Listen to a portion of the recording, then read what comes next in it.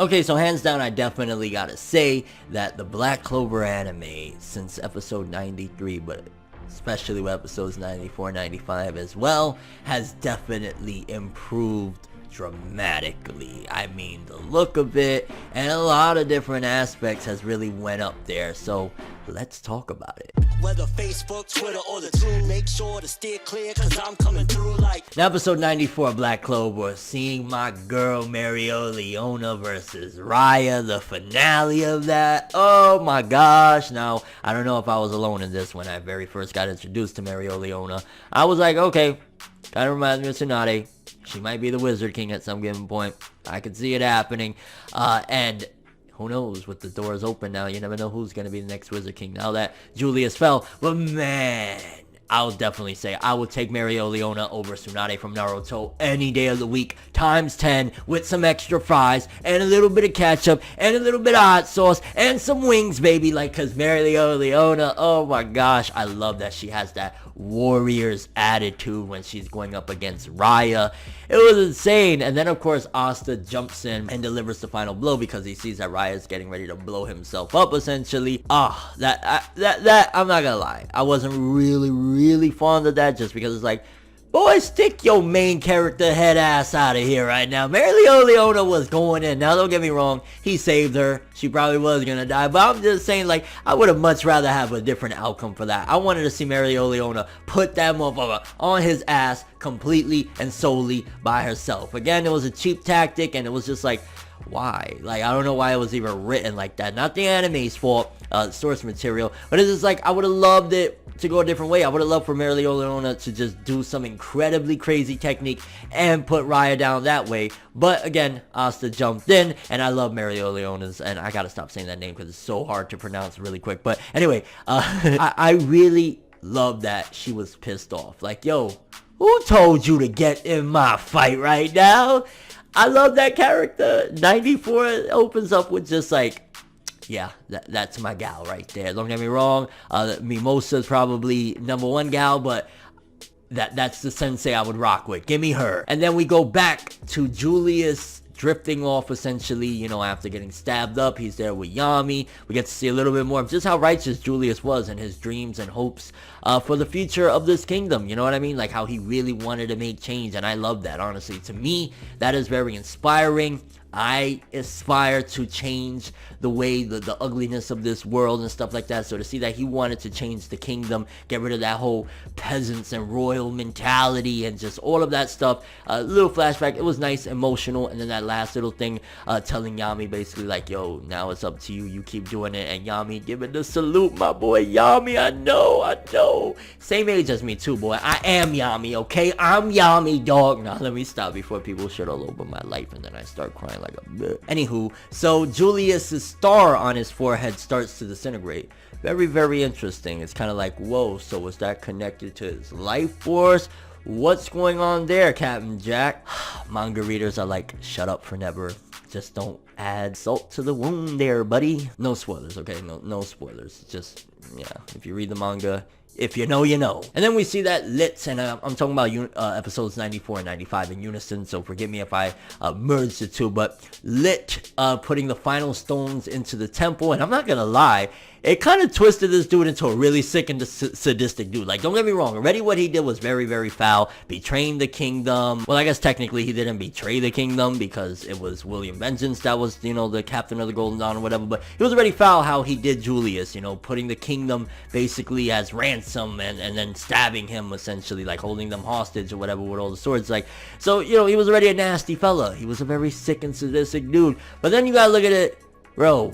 He starts putting the stones in and basically looks at the 3 members of the Eye of the Midnight Sun and shits on them and says, up until now, I've been your leader. But now, motherfucker, I don't give a fuck about you, bitch. Talk about backstabbing. I mean, Sally and the rest of them was just kind of like mind blown. Like, what are you doing? And it shows that he doesn't really give a shit. So it made him even more of a villain. If you already hated this dude for what he did to Julius, what he did to the kingdom, how he was inside of William Vengeance all along, and from the fight with Yami, if you hated him before, you probably hate him more now. And I guess it made me feel a little bit more sympathetic towards the members of the Eye of the Midnight Sun because they genuinely were rocking with him. I mean, don't get me wrong, Sally had her own sick, sadistic goals or whatnot, but just the look on their faces and the look on his face when he just kind of switches it up, clearly inspired. No one's going to tell me anything else, and I know I always bring up Naruto in my Black Clover videos, and I probably always will as long as I see the inspiration. Hands down, he pulled a Obito running around with the name of Madara, because we find out that he's actually an elf named Patri from the past, and he basically used the name of Licht to kind of move forward, and it was because he also idolized him, seemingly, because we get also a major flashback, which it does give very probable cause as to why the elves, or in particular this guy Patri, will feel this way about humans. Like, he pretty much used the Eye of the Midnight Sun, not the ones that he rocks with, not like, you know, Vito and them, because they were actually reincarnations of the people he cared about, but the humans in particular, he didn't give a shit about them, because getting into the flashback, we see, which is seemingly the first Wizard King with his sister and whatnot, and we see that he trusted them, like, or shall I say Lit trusted them. And Patri, like, I didn't really care for that border that they had around. I was like, okay, I get it, it's from the eyes of, you know, who's narrating this, so to speak, or giving us the flashback. But getting into that,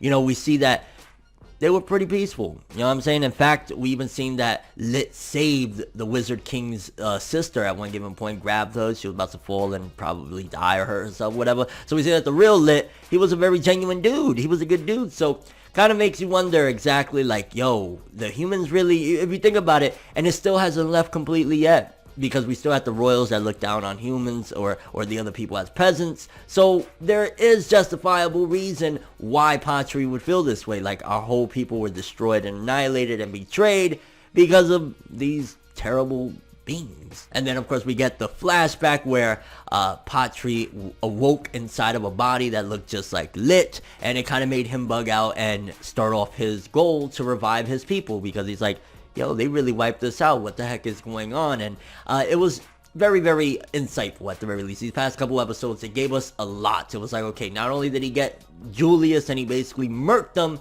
now we understand what this guy has been doing, how he's been running around with a name that he ain't even, you know, he's not lit. He ain't lit by a margin. There's no flames on this motherfucker. And we got a lot of how he went and revived a lot of his people, Fauna and them. You can see that the betrayal in the past took a major toll on Patri's mind state, on his thoughts and feelings towards humans, and this is why now he's seeking revenge and what he's done, putting the stones in there. So a lot of really nasty shit is to come, to be honest with you. Overall, these past 2 episodes, or past 3 episodes for that matter, of Black Clover, you know, the one I talked about, 93 I believe, but 94 and 95 have been really freaking good. The art has been awesome. Animation, it's Black Clover and Studio Period, so it's not the most fluid or whatever, but at the very least I could tell that they've made an honest effort to make it look pretty. Most of the character designs look really nice. Again, the whole flashback of the elves, it was a little stiff, but it looked pretty good. The colors and everything was great, and that's something that I'm appreciative, that Studio Period is at least making an attempt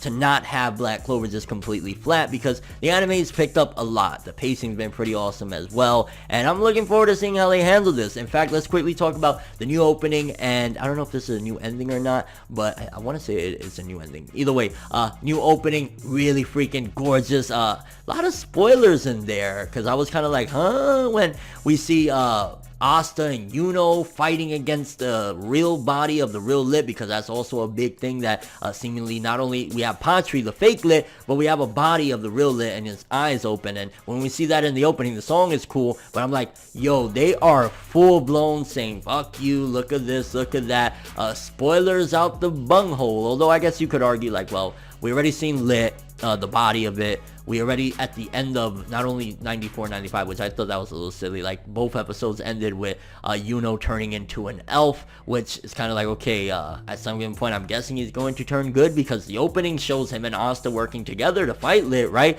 But we see that, which was a cool visual. I'm not gonna lie, Black Clover anime has surprised me again, because I just was like, manga's 10 times better, whatever, but they've been stepping it up. The fight was pretty cool again when Asta punched Raya in the face in 94. I was pretty hype about that, and the whole flashback was Lit and what happened with the elves and how the humans did them dirty and everything. pretty solid. Kind of curious what you guys think about this. I guess I want to start off with, do you feel or see the inspiration of how Patri pretended to be the legendary elf Licht, running around with that name, and how he was trying to revive people, the inspiration of Obito and what he did with the Madara name and trying to revive Madara and all of his stuff, and you know, it being based off some tragedy, which usually villains in manga and anime, they start off with some type of tragedy that turns them into this. But hey, your thoughts on that? Also, quickly, the ending, what did you think of that? I love the song of the ending, that beat in the beginning, I don't know if it's some piano keys, not piano keys, it's like some sort of synthesizers, whatever. Sounds freaking awesome. I love the opening visuals though, probably the best, because they put a lot of money into that. But spoilers galore. And your overall thoughts and expectations for the future of the Black Clover anime. Be honest with you, they've been stepping it up again. I keep saying that, but I gotta commend them, at least give them some props. It's not the greatest anime by far, as an adaptation and all of that jazz, but it gives more reasoning behind, okay, this is why Patri did what he did, this is why Julius had to die, this is why a lot of things happen. And I'm looking forward to seeing Yami getting his revenge, because when he slashed and he was trying to get Patri with that freaking dark magic, it was like, yo, when he gets his hands on him, he's gonna throttle him. But that's all I have for this one though. Thanks for watching. Hope you enjoyed. If you liked anything I had to say or enjoyed the video, drop me a like. I'd greatly appreciate it. And if you want more from me, make sure to subscribe. Follow me on Twitter, Instagram. Hit that bell to get all notifications. And if you want to follow any of my other social media, links in the description below. I'm ForneverWorld, and as always, people, have an awesome day. And remember the golden rule: anime and manga for life, boy. Bow. Have an awesome day. Can't forget the music though. Yo, Black Clover is still greatness regardless. Let's play that music. You never gonna fly, even if you try. You never gonna ride. Gotta keep your head up, even if you cry. That's just one more reason to try.